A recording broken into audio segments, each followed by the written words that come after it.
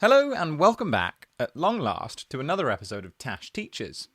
I'm Tash, and in today's video I want to show you something rather pointless but rather fun that you can do with the XY pad in the grid.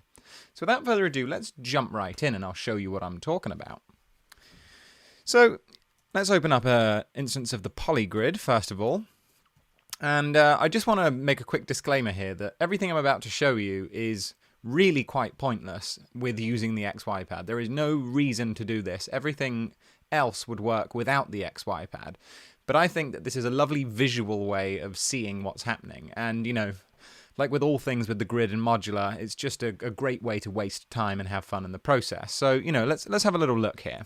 So the premise of what I want to do now is to find a way to visually represent randomness on a scale of triggering notes and also choosing the pitch. Doesn't really make much sense until I just do it. So I'm going to load up an XY pad and I'm going to make it a bit bigger. So let's just make this, oh god damn it, come on, give me the diagonal, there we go.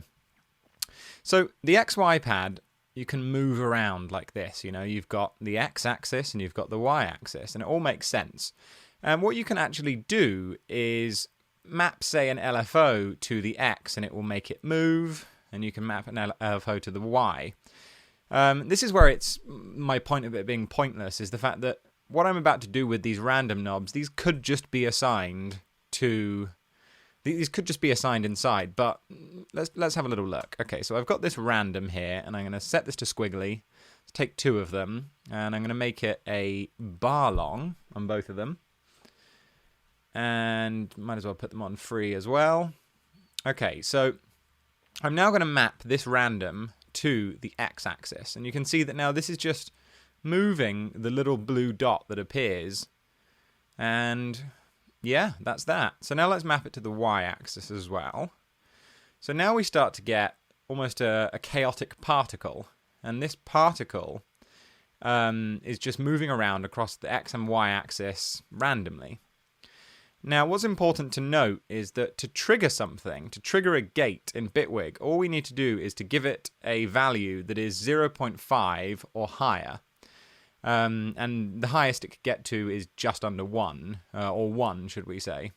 So it's logical to assume that if this blue dot is to cross up over this middle line or over this central line, it's going to be giving us a value of more than 0.5.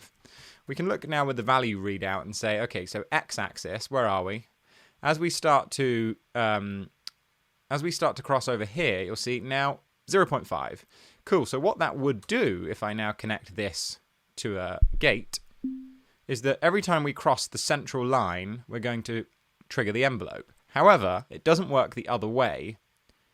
So it's only when we're going from less than 0.5 to above 0.5 that we get a gate signal. And there's a way that we can use the other way as well to maybe trigger something else. But anyways, we could do the same thing with the y-axis, that anytime it crosses over this central horizontal line, we get a gate. Now the thing that I quite like about using this XY pad is it keeps everything consolidated in a visual fashion. And what I really like to now do is to say that when the dot goes above or across the line, trigger the note. But the value of the other coordinate, choose the pitch. So let's keep this nice and simple, and first of all we'll just use one voice. And I'm going to take a quantizer, slap that in there, we'll do the C major pentatonic scale as per usual, and let's take a scalar, a pitch scalar, because we don't want to have too many randomly high notes. Let's go for C5 then, from C3 to C5. Now, let's start with the red.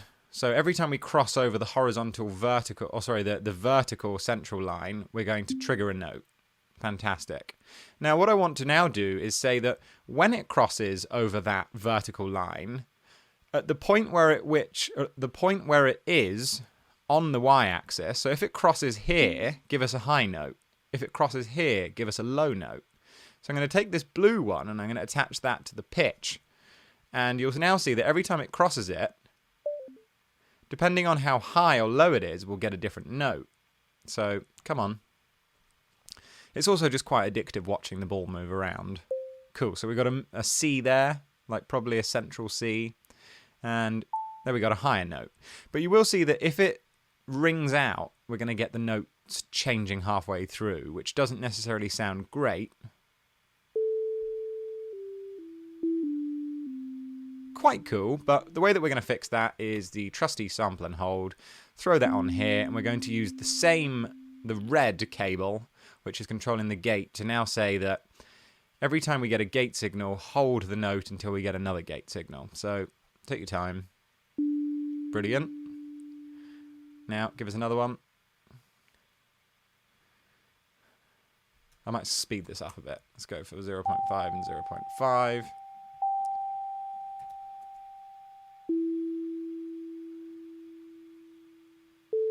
Nice. Okay, so this is quite nice. This is a pretty sound. But what we want to do now is do the complete opposite. So we're going to have another instance of this where we have the red cable going in here, and the blue cable will be the gate. So now let's attach that to that, and now we should get two different notes. If I attach this up.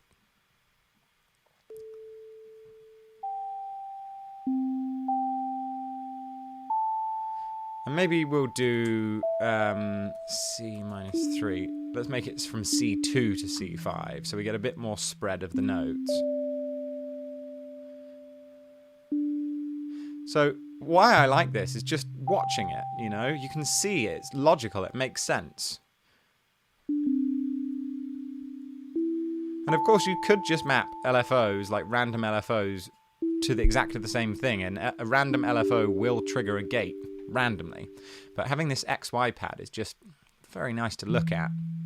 So what we could also now do is do one for the negative. So this is positive 0.5 on the X and Y axis. In order to make it trigger as it goes down, we need to say that anytime... Okay, let's just copy and paste this down, and we'll have another instance of this. So we're now going to say, instead of... we'll start with the red one. Instead of red triggering the gate, we want to say that every time red is less than 0.5, so we'll say 0.5 here, and we'll say every time red is less than 0.5, then trigger a gate. And we can do the same thing as we did before, where then blue goes into the pitch information, and we can use the same gate there. And let's attach this up now. And as we start to have a few notes ringing out at the same time, it might be quite nice to slightly change the tonality of some of them.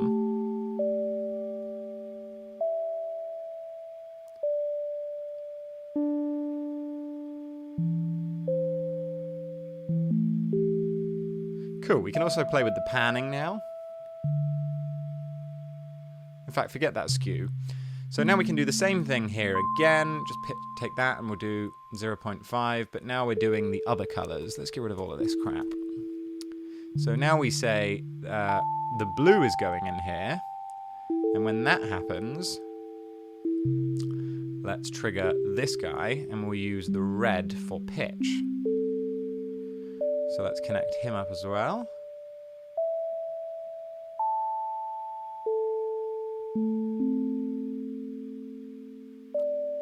Really lovely. And because you've got more voices now, we could make these decays as long as possible. They will eventually cut themselves off again, but it's quite nice for creating that long, drawn-out feeling. And of course, we don't have to stop there. We could also add in when something is less than 0.25, or more than 0.25, or less than 0.75, and vice versa.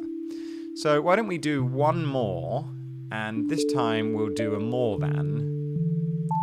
So we'll say greater than, we'll say 0.75, and we'll do a greater than, in fact, let's do a greater than 0.25 on the other axis. So we can do the same colors again. I'm just going to drag this down so as not to lose my mind. We do red in here. Oh, no we don't. We do red in there. And we'll do blue in there. And then, of course, the red one gets the blue for pitch. The blue one gets the red for pitch. Let's attach these.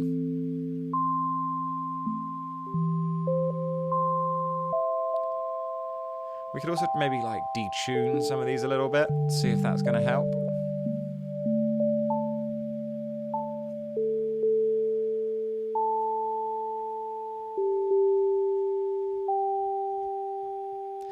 Maybe change the ratio of some of these guys. Do a couple of really low ones.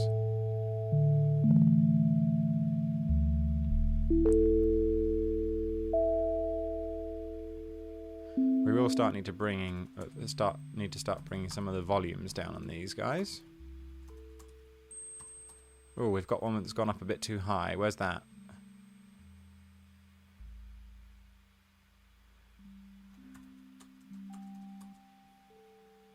Quite lovely. And this kind of stuff always sounds nice with a drone. Where is that high note coming from? What have I done? I don't get it.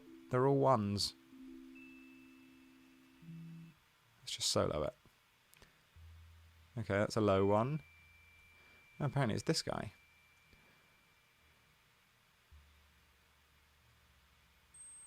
Huh. Ah, we've lost the pitch scaler. There we go. Sense made. Okay. So let's take another sine wave, and we'll put this to C, so that's alright as it is. Let's make another mixer. Have a drone mixer. Let's bring that down an octave, and we'll do another one, and we'll do this up 7, so a fifth. And attach that in to here. Oh, let's make a little mixer down here.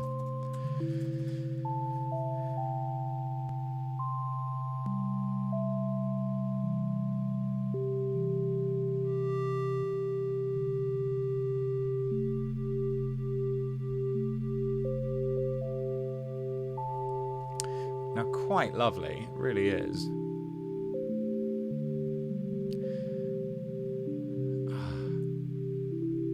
Now, one thing that we could also do is, say we don't want these notes to be hitting quite the same. Why don't we just pick random ones? We'll just go, we're going to add a lag module. And what that will do is, instead of going straight to the next note, every time a new note plays, it will slide into it. So I'm just going to bring up the lag on here to maybe... And if we just do them on every other one, that will basically mean that some notes will just hit hard. Oh, there we go. And we'll do this one on the top. So let's do a bit more panning here. Lovely. And you can imagine as well that what's great about this is these X and Y values can control multiple things. And if we use them in different amounts, so if we say take a modulator out and we'll say, give me the red value can now control the skew.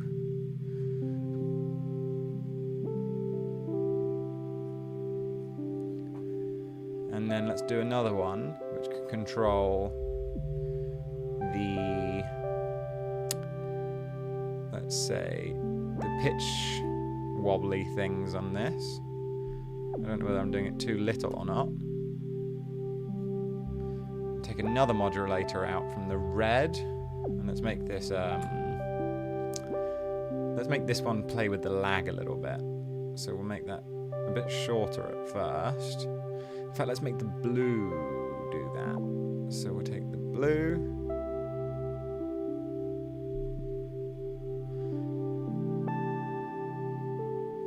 Quite lovely. Just throw a bit of reverb on there.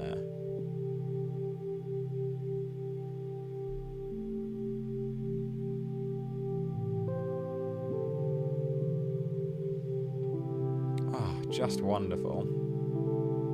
If we were to put all of the notes back in, so let's make this the full C major scale rather than C major pentatonic.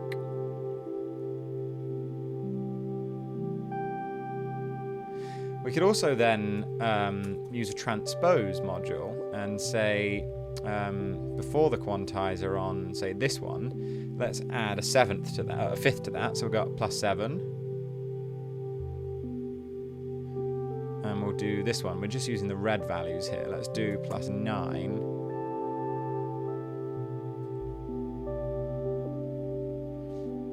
And then let's do a third.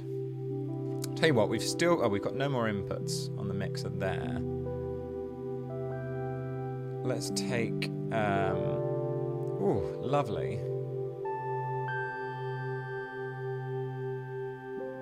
Let's try something a bit crazy here then. So we've got red controlling the pitch here.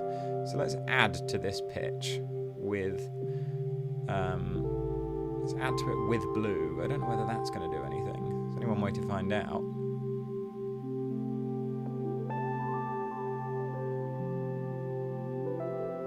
Oh.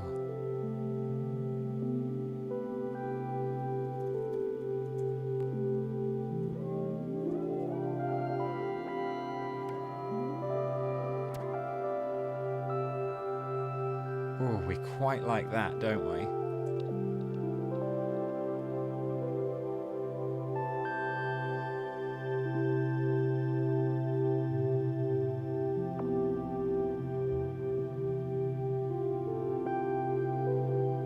Oh, wonderful. And again, I just really want to reiterate, there is no point in doing this. The only reason which I like doing this is because it's fun, and I suppose that's all that really matters here. You could do all of this with just the random modulators without the XY pad, but what's really beautiful is you can sort of build a patch around the visualization. You can say, you know, I want things to happen at 0.75, and you can see it. You can see when they're happening, and that just makes for a wonderful experience in crafting sounds. I'm just going to let this play out for a little bit more, and I think that's it.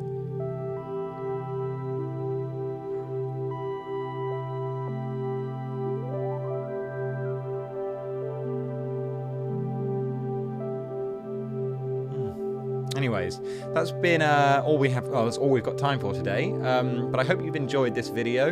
I've been away for a month because I've just been fucking around with other stuff, building a garage and such. But I'm gonna hopefully try and be getting back on one video a week at least, moving forward. But anyways, I hope you have enjoyed this video, and best wishes to you. Happy Monday and happy creating.